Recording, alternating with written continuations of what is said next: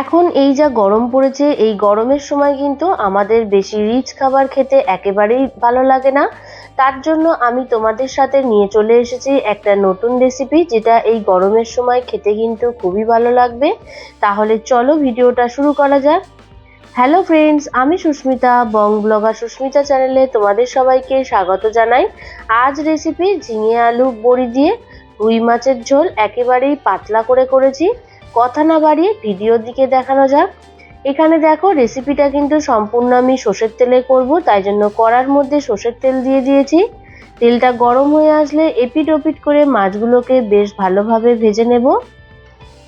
তবে তোমাদেরকে আমি বলবো, রুই মাছের বদলে তোমরা কিন্তু এই রেসিপিতে কাতলা মাছও দিতে পারো। ওটা কোনো ব্যাপার নয়, তোমরা তোমাদের পছন্দ মতন একটা মাছ দিলেই হলো। দেখো, এখানে মাছ ভাজা হয়ে গিয়েছে, মাছগুলো তুলে নিচ্ছি, সাথে এই বড়িগুলো দিয়ে দিলাম। বড়িগুলো কিন্তু ভালোভাবে ভেজে নেব, তবে খুব লাল করে ভাজার দরকার নেই। মোটামুটি একটা ভাজা হয়ে আসলে বড়িগুলো তুলে নিলাম। একই তেলের মধ্যে দিয়ে দিলাম 1 চামচ মতন পাঁচফোড়ন, তারপর লম্বা করে কেটে নেওয়া আলু অ্যাড করে দিলাম। আলুগুলোকে বেশ ভালোভাবে ভেজে নেব। তবে এখানে কিন্তু পাঁচফোড়নের বদলে তোমরা গোটা জিরে ফোড়নও দিতে পারো।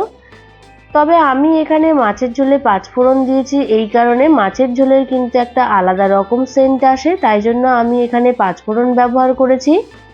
আলুগুলো ভাজা হয়ে আসলে ডুমো ডুমো করে কেটে নেওয়া টমেটো কুচি দিয়ে দিলাম। টমেটোটা কিন্তু বেশ ভালোভাবে ভেজে নিতে হবে। এই সম্পূর্ণ রান্নাটা কিন্তু অবশ্যই মিডিয়াম টু লো ফ্লেমে করার চেষ্টা করবে। টমেটোটা যাতে নরম হয়ে আসে, তার জন্য দেখো আমি এখানে বেশ 1 চামচ মতন লবণ অ্যাড করে দিলাম। দিয়ে ভালোভাবে নাড়াচাড়া করে নিচ্ছি, যাতে লবণটা সমস্ত সবার গায়ে লেগে যায়। তারপরে এখানে লো ফ্লেম করে দিয়ে মিনিট 7 জন্য ঢাকা দিয়ে রেখেছিলাম।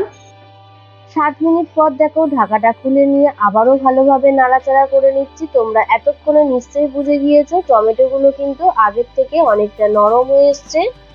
তারপরে একটা বাটা মশলা ব্যবহার করছি। এখানে আছে গোটা জিরে, আদা আর কাঁচা লঙ্কা। এই বাটা মশলাটা দিয়ে বেশ ভালোভাবে কষিয়ে নিতে হবে। এই সময় গ্যাসের ফ্লেমটাকে মিডিয়াম ফ্লেমের করে রাখবে।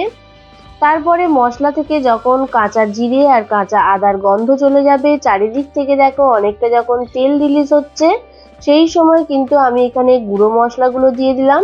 কিছুই না, এখানে দিয়ে দিলাম হলুদের গুঁড়ো আর দিলাম ধনের গুঁড়ো।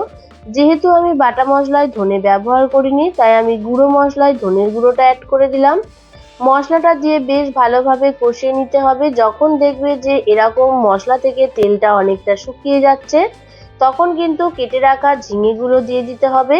আর এখানে দেখে তোমরা নিশ্চয়ই বুঝতে পারছো, ঝিঙেগুলো কিন্তু আমি বেশ বড় বড় করে আর একটা তেরচা তেরচা করে কেটেছি। এই সময় গ্যাসের ফ্লেমটাকে লো করে দিয়ে কিন্তু সমস্ত মশলার সাথে ঝিঙেটাকে বেশ ভালোভাবে কষিয়ে নেব। ঝিঙের গায়ে যাতে সমস্ত মশলা লেগে যায়, সেরকম ভাবেই তোমরা ধৈর্য সহকারে কষাবে। যেহেতু ঝিঙে থেকে জল বেরোয়, আলু আর ঝিঙে সিদ্ধ হওয়ার জন্য আমি এখানে মিনিট 4 জন্য ঢাকনা দিয়ে রেখেছিলাম। দেখো, 4 মিনিট পর ঢাকাটা খুলে নিলাম, কতটা জল বেরিয়েছে।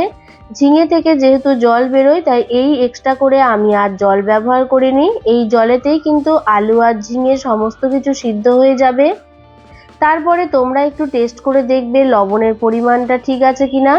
যদি তোমাদের কাছে লবণের পরিমাণটা কম থাকে, তাহলে সামান্য একটু লবণ অ্যাড করে দেবে, যেটা আমি ব্যবহার করেছি। লবণটা দিয়ে বেশ ভালোভাবে আবারও কষিয়ে নিচ্ছি। কষাতে কষাতে যখন দেখবে রঙের পরিবর্তন হয়ে আসবে ও জলের পরিমাণটা অনেকটা কমে আসবে, আলুগুলোও সিদ্ধ হয়ে আসবে, সেই সময় কিন্তু এখানে ঈষৎ উষ্ণ পরিমাণ মতন আমি জল ব্যবহার করেছি।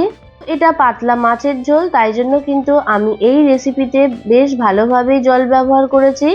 মোটামুটি একটা জল রাখলেই হবে। যখন দেখবে যে ঝোলটা ফুটে আসতে চলেছে, গ্রেভিটা অনেকটা কমে আসছে, সেই সময় কিন্তু ভেজে রাখা মাছগুলো এখানে ব্যবহার করে দেব। আর এখানটায় কিছুই মশলা লাগছে না। আর ভেজে রাখা বড়িগুলোও দিয়ে দিলাম। তোমরা মনে করলে কষানোর সময়ও বড়ি দিতে পারো, কিন্তু আমি বড়িটাকে মনে করেছি যে ফোটানোর সময় দিলে বেশি ভালো হয়, তাহলে কিন্তু বড়িগুলো ভেঙে যাবে না। এখানটায় কিন্তু আর কিছুই মশলা লাগছে না, কোনোভাবে এক্সট্রা করে ধনে পাতা বা ধরো গরম মশলা কিছুই দেবে না, যেহেতু এটা হালকা পাতলা মাছের ঝোল। তাই এই হলো আমার রেসিপি। এই গরমকালের সময় এরকমভাবে একবার খেয়ে দেখো, তারপরে কমেন্ট করে বলো। তাহলে চলো বন্ধুরা, আজকের ভিডিওটা এই পর্যন্ত। ভিডিওটা ভালো লাগলে লাইক কমেন্ট শেয়ার করে দিতে একেবারে ভুলে যেও না। নতুন কেউ দেখে থাকলে চ্যানেলটাকে সাবস্ক্রাইব করে দিয়ে বেল আইকনটাকে অল করে দিয়ে আমার পাশে থেকো। ভালো থেকো, সুস্থ থেকো, টাটা।